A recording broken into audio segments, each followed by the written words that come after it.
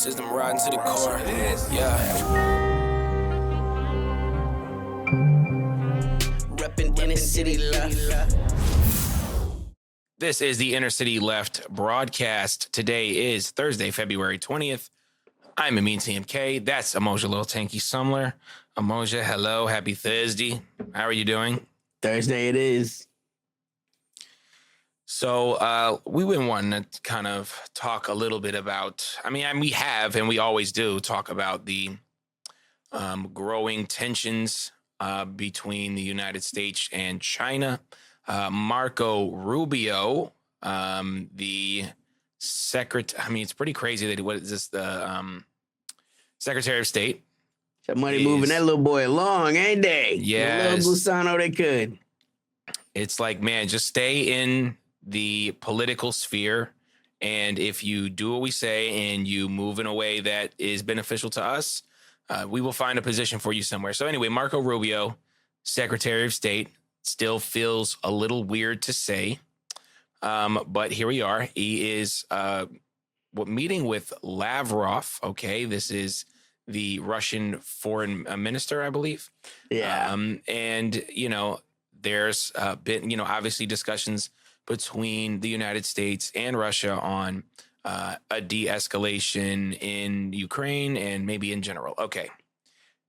But Rubio has been talking quite a lot about China. And many people are thinking that the pivot could be from the Ukraine conflict into a possible conflict with China. During the conversation, or at least what he was talking about with China, he mentioned that they are becoming a little too big to deal with. Not just, he mentioned that they were an even bigger rival than the Soviet Union was at its height. He mentioned them being a rival, not just militarily, but diplomatically, socially, obviously economically. And we know that Trump has talked a lot about BRICS, and, he does not like BRICS. He said it's coming to an end. Ridiculous things that Donald Trump says. Let's talk a little bit about this.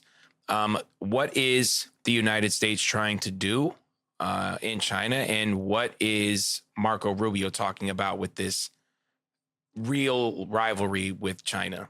She brought up a lot, and I love it. This is what I'd say.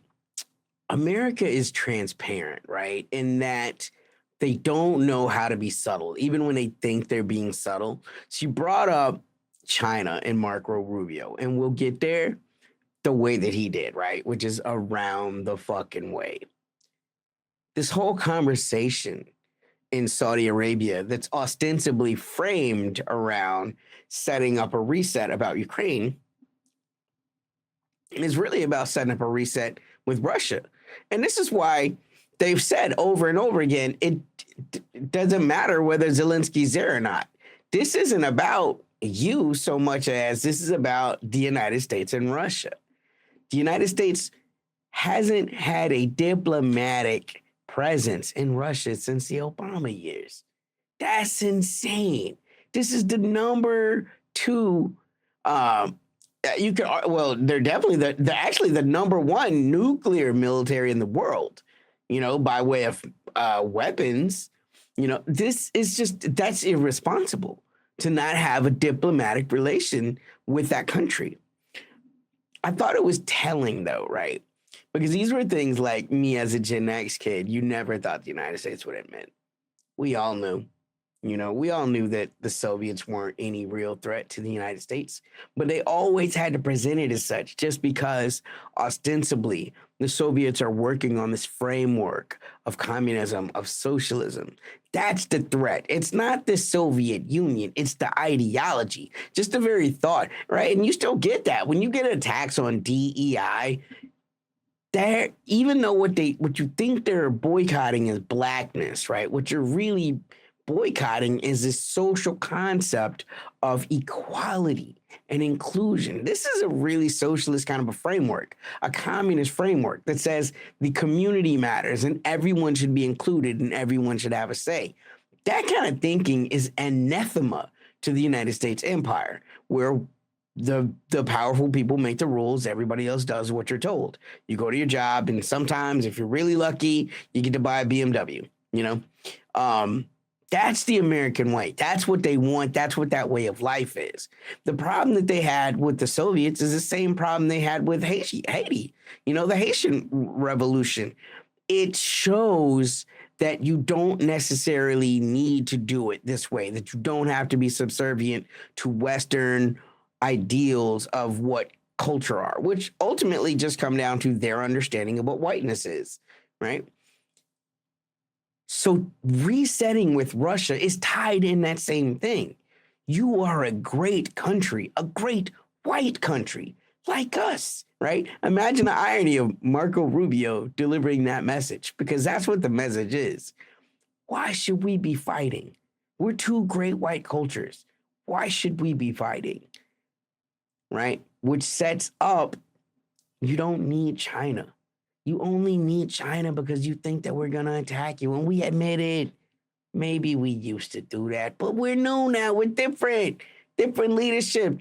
Donald Trump, you know, his wife is Russian, kind of, you know, that kind of, we're good. We're cultural allies. We should be. We're natural cultural allies. And that brings us to China, because the whole point is they're trying to go back to the whole Kissinger ideology of the way to win is to make sure that Russia and China are never combined. And the neoliberal approach of poaching everything from Russia, disrespecting everything with Russia, breaking every rule, you know what I'm saying? Every possible treaty, which is just the way that the West is, right? But Russia's a great power, or at least they were. And they're still quite a significant power. So just because you're used to breaking the rules with the Iroquois Nation or the Sioux Confederation, right? That's just the way the Americans are. They're duplicitous, they're sneaky, they call it good business, but really what they do is cheat. You know, they open Japan with their Navy, saying, you will open Japan or we will shoot, we will destroy these, you know, we will shoot our way in. You can't treat Russia like that. Russia's too powerful. Ukraine was supposed to be a warning of what we can do to you, but then it went wrong. So now you're trying to extricate yourself before this thing goes just a little bit too far. You have someone, you know, taking pot shots at the Chernobyl nuclear reactor, you know, also at the same time that the Russians and the Americans are talking, someone blows up a petroleum processing facility that is partially owned by the Russians, the Kazakhstanians, and the Americans. Someone, you know. We had no, go ahead. I didn't mean to cut you off. And that's all I'm saying is they're saying we don't have to have beef. And it all goes back to trying to reset the world to make sure there are three fiefdoms: Russia, which will be contested by the Europeans; the Chinese fiefdom, which will be contested by the South Koreans, the Japanese, the Philippines, and hopefully India, right? In the American wildest imagination, right? And then America, pretty much unchallenged on its own hemisphere. You know, and now with the embrace, at least the open embrace of the Monroe Doctrine, you know, you have not a declining America, but a suddenly resurgent America that is the prime hegemon of this entire hemisphere. You know, Canada is going to be the 51st state. We're going to annex Greenland. We're going to take over Panama Canal. We're going to run all of South America. We're going to start with our proxy, Milei, and his little crypto schemes and steal gold, right? That's where we are.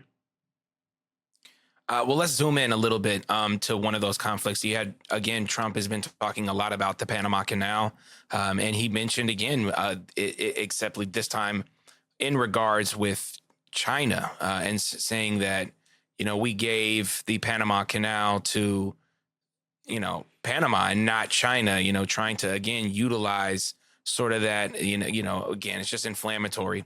You know, what can happen here with Panama? I mean, what is this going to be a flashpoint? I mean, what move forward? Like what can a country like this do? You know, when I mean, it just once again it shows how the United States is already behind the eight ball, right? So yeah, when we talk about that language of the resurgent America, that's meant to threaten China. You know, look at how strong we are. Look at how big we are. Look, we'll eat these things. There's no indication there's any Chinese military anywhere near Panama. They have a port in the country of Panama, not the Panama Canal. And because they're the world's largest industrial power, they utilize the Panama Canal to move goods. This is regular, innocuous, just transport, you know, big cargo ships, supermax cargo ships that are moving goods from China to the countries that they're going to be traded in, up to and including the United States, by the way.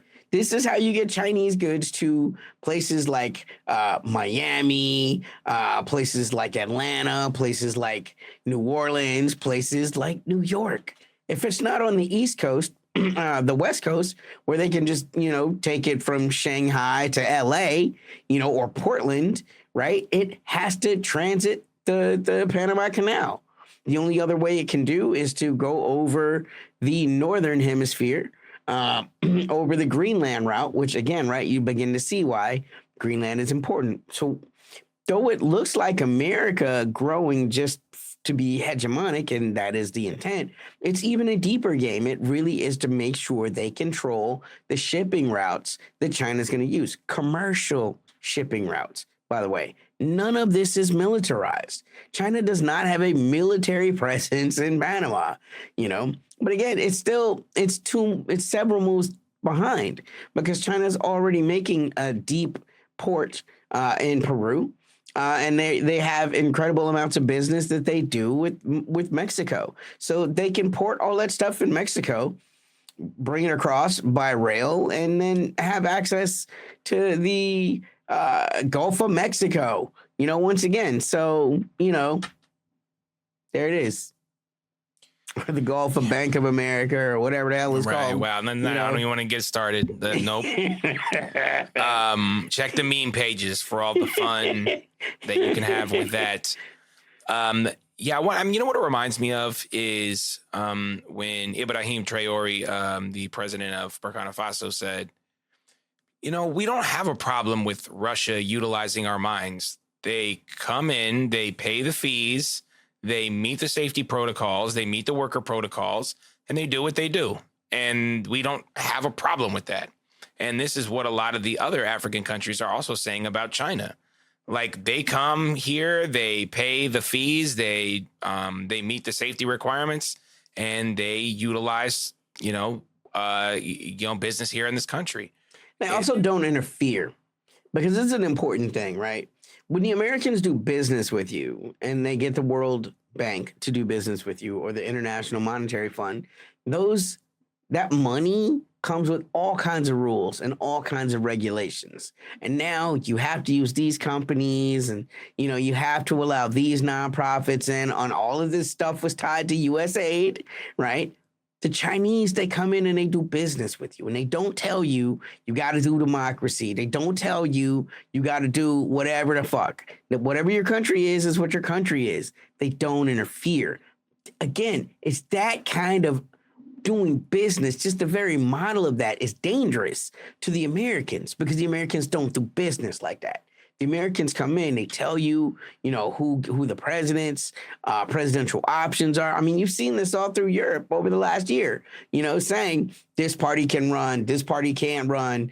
These results, election results are illegitimate. Look at Venezuela. You know what I'm saying? China doesn't do that. China does business with you. They build infrastructure. They make their money. You make their money. Their model is called win-win, which is the very idea of that is different from the zero-sum game politics and economical practices of the West and the United States specifically. So when you start to look at models where there isn't a winner and there isn't a loser, you're going to want that. It's like, even if I don't have the biggest win, I'm winning, right? Okay, China might have won more. I might have won a little bit more than China, but no one lost, right? In the American way of doing business, someone has to win, someone has to lose. So just again, even that way, that different paradigm becomes a threat to the American interest, right? And that's what they're really talking about. Like China doesn't threaten the United States of America. They threaten the Western model of intimidation, coercion, the way that they move power, even through soft power, because you can't always use your military. And this is what Trump is trying to demonstrate. Trump is, at least for right now, trying to reassert how soft power is utilized and rearrange some of the expectations. He's tearing up this contract of expectation with Russia, saying, look, it's let's start over. We got off on the wrong foot. We can reimagine this because once again, they already see the Europeans as lost. The European we're talking about American deindustrialization. Europe is far more deindustrialized than the United States. The only country that was even close would have been Germany. Germany is essentially in permanent recession. They don't want to say it's depression. So let's just be cute and say permanent recession. Volkswagen is closing. Porsche is trading back and forth. When a brand like Porsche is not solvent and like that's like a country's pride and joy. You know what I'm saying? It'd be like the Americans with Chevrolet. They can never let that happen. Look at even with Lee Iacocca, how he stepped in to save who was it? Was it Lincoln? Not Lincoln, because Lincoln is Ford. Chrysler. You know what I'm saying? Which, nothing could save that. But he tried because there was so much prestige to the American project with Chrysler. Like that's one of the big and that's where they are. All of Europe is like that. And they don't have natural resources. They're overpopulated as far as like what they can do as far as like sustainability, right? And so Trump just pivots them off as the lost. He's like, if they beat Russia, that's great. If they don't beat Russia, whatever, it doesn't concern us. And that is cynical politics, man.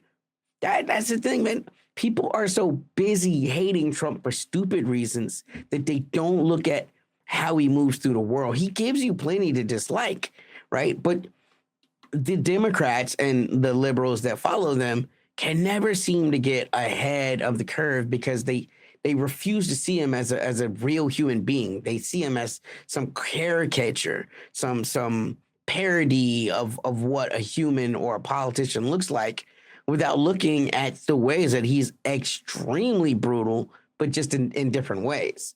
I mean, he bit the neck of Europe and was like, y'all sort it out.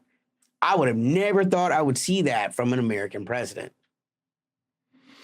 Yeah, I think it's interesting. I don't know if you've seen the official White House Instagram page or you've been paying attention to it, but it's being run like a meme page, and it's like, that's sort of clever. The things that I'm seeing.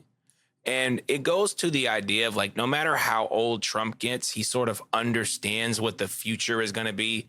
It's very Vince McMahon in that way, right, where you don't really have a principle per se.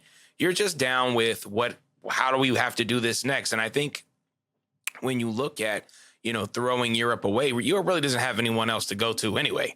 So it's like, even if I, disregard you or, I divest from your, remember, Asia is not a continent. Right. If I divest, where else are you going to go? You're not going to have anywhere else to go. You're still going to come to me regardless. So, Europe is suffering. And I think, Zelensky is, really one of the poster boys for that. I don't know if you saw.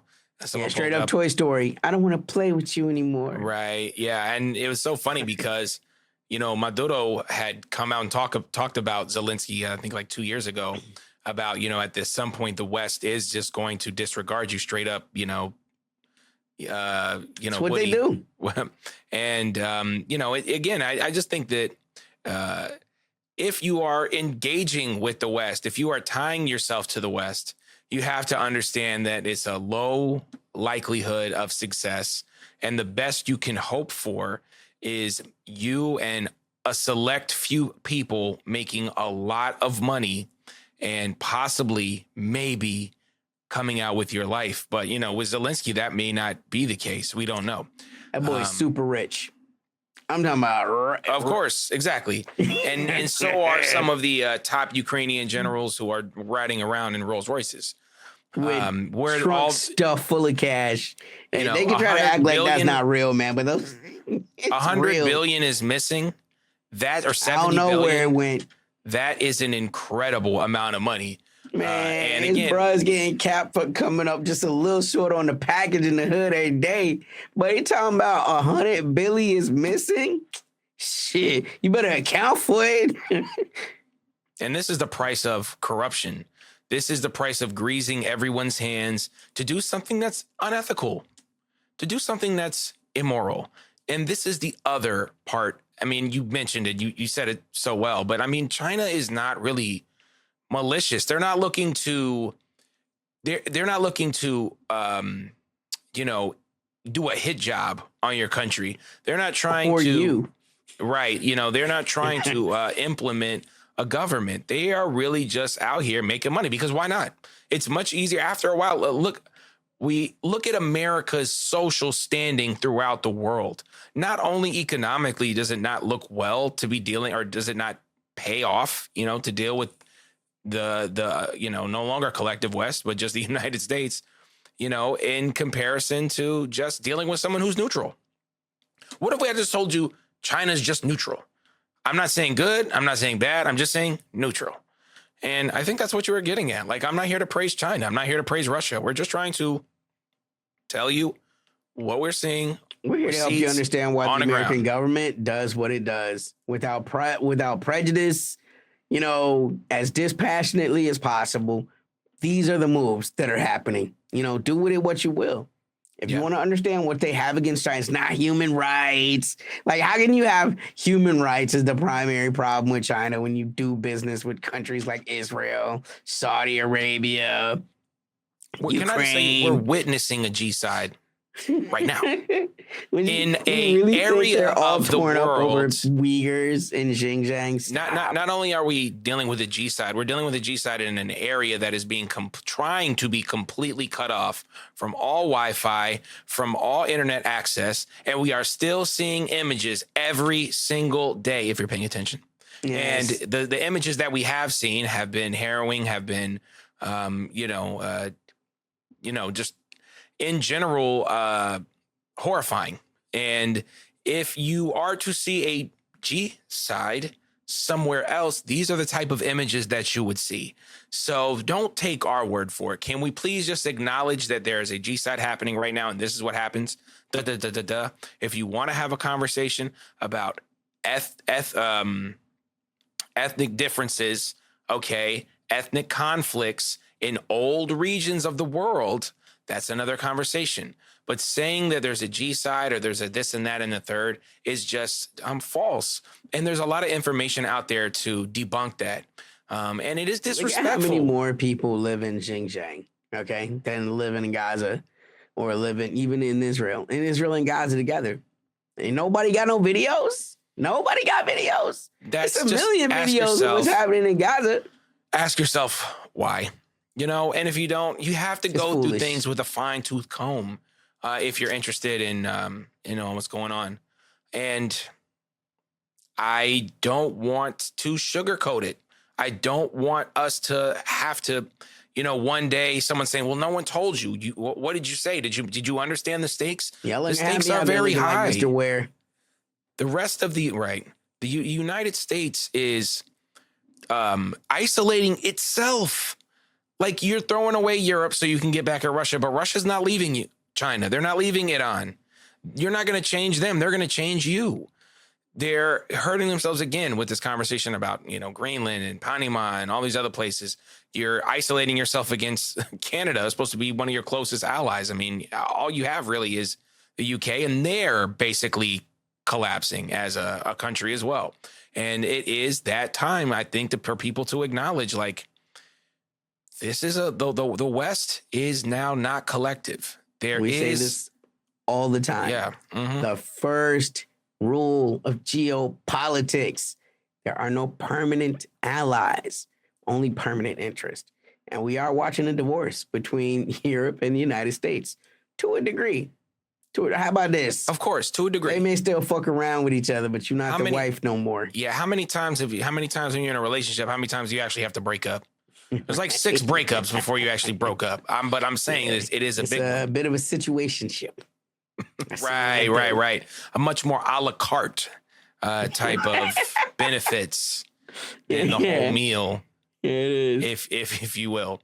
And don't worry though. I'm sure you can trust Macron.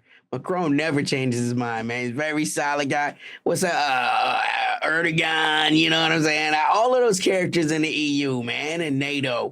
Very reliable. I'm sure he's in good hands. I feel very safe.